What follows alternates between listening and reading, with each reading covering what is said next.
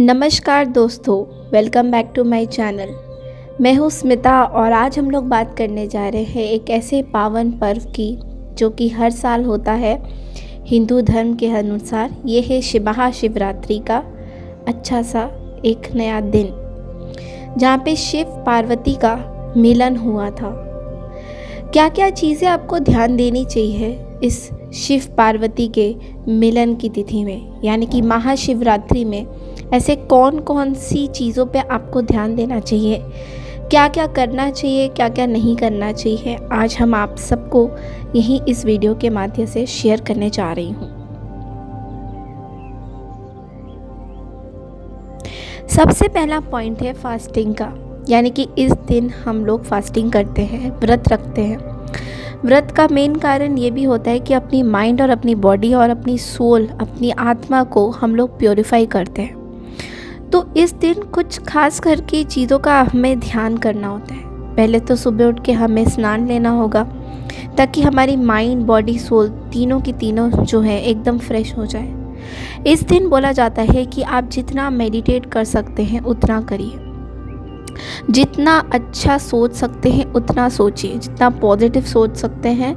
शिवा भगवान यानी कि लॉर्ड शिवा जो हैं हमारे, उतने ही प्रसन्न होते हैं। शिव जी को जो जो चीज़ें चढ़ाने के लिए ज़रूरत होती है वो हम सभी को ऑलमोस्ट थोड़ा सा पता ही है, बट मैं आज उनके बारे में बात नहीं करूँगी, बल्कि मैं बात करूँगी कि आप कैसे अपने इनर पीस, अपने इनर विजडम को टैप इन कर सकते हैं आज के दिन में। आज का दिन बहुत ही खास दिन माना जाता है सभी के लिए।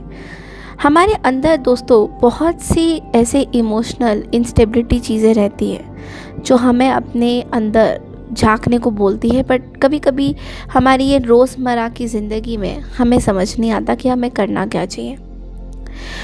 इतनी फास्ट ग्रोइंग टेक्नोलॉजी के साथ और इतनी फास्ट चीज़ों के साथ, जहाँ पे हर दिन कुछ ना कुछ हम लोग बिज़ी रहते हैं, कुछ ना कुछ काम में, हम अपनी तरफ तो ध्यान दे ही नहीं पाते। महाशिवरात्रि का पर्व जो है वो इसी दिन के लिए माना जाता है कि अपने अंदर की प्योरिटी को जगाना, अपने अंदर की इनर स्टेबिलिटी को जगाना। तो अगर आप लोग मन से अशांत हैं, या आपकी मैरिज लाइफ में या फिर किसी भी रिलेशनशिप में इश्यूज़ हैं, तो आपको ज़रूर से महाशिवरात्रि करनी चाहिए। और याद नहीं होता है तो कोई बात नहीं, इस दिन आपको मेडिटेशन ज़रूर करना चाहिए।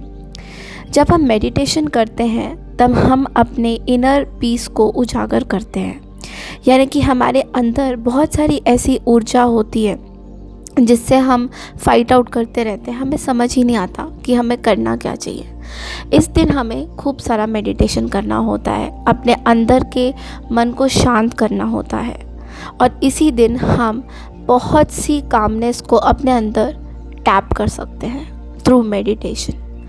मेडिटेशन आप लोग सुबह, दोपहर, शाम और रात को तीनों टाइम कर सकते हैं।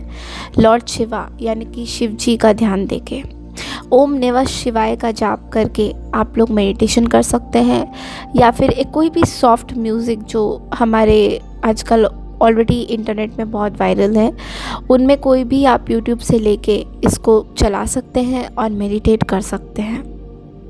इस दिन आप शिव जी को, यानी कि शिवलिंग अगर आपके पास है तो बहुत अच्छी बात है। शिवलिंग के ऊपर क्या क्या चीज़ें चढ़ा सकते हैं वो मैं थोड़ा सा बताना चाहती हूँ। सबसे पहले तो धतूरा फ्रूट आता है, धतूरा एक तरह का फल है, वो चढ़ा सकते हैं। कच्ची राइस चढ़ा सकते हैं, कच्ची चावल, जो कच्चा चावल होता है। दूध चढ़ा सकते हैं, दही चढ़ा सकते हैं, घी चढ़ा सकते हैं, पानी चढ़ा सकते हैं। और सैंडलवुड हो तो बहुत ही, यानी कि चंदन घर में पीस के अगर आप चढ़ाएं तो बहुत ही अच्छा और शुभ माना जाता है। इन सब चीज़ों को आप लोग चढ़ा सकते हैं, या फिर कोई ऐसे स्वीट्स, यानी कि खीर, पेड़ा, बर्फ़ी, इस तरह की चीज़ें आप जो है शिव जी को चढ़ा सकते हैं। ये कुछ चीज़ें हैं जो आप शिव जी को चढ़ा सकते हैं। और आप हनी यानी कि मधु का भी उपयोग कर सकते हैं।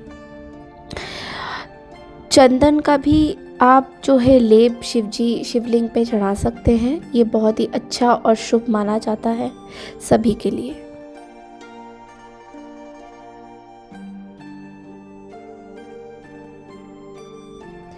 इस दिन कोशिश कीजिए कि पूरे दिन में आप सोए ना। बिकॉज़ कभी कभी क्या होता है कि जब हम लोग व्रत करते हैं तो हमें लगता है कि हम सो जाते हैं या कुछ दूसरी एक्टिविटीज़ कर लेते हैं जो कि हमारे दिमाग और मन को अशांत करती है। तो कोशिश करिएगा कि इस दिन बस मेडिटेशन करें, ध्यान दें शिवाजी का, लॉर्ड शिवा का, और सोए ना, ताकि आप हमेशा से अपने मन को शांत कर सकें।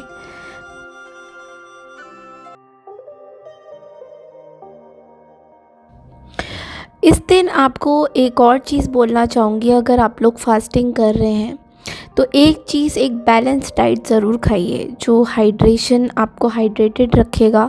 पानी खूब पीजिए, और चाय का सेवन अगर आप लोग करते हैं तो थोड़ा सा कम करिएगा, क्योंकि कई बार ये चाय का सेवन हमें थोड़ा सा हमारी blood pressure, blood sugar levels, ये सब चीज़ें संतुलन नहीं बनाता। बैलेंस्ड खाना खाना ज़रूरी है जो कि हमारे मेडिकली हमें एक्टिव रखेगा, हाइड्रेटेड रखेगा। तो इन कुछ चीज़ों का ध्यान करिए। और चाय वगैरह जो है, दूध, चाय जो हमें गैस, एसिडिटी बनाता है, इन सब चीज़ों से हमें थोड़ा सा कम इनका उपयोग करना चाहिए।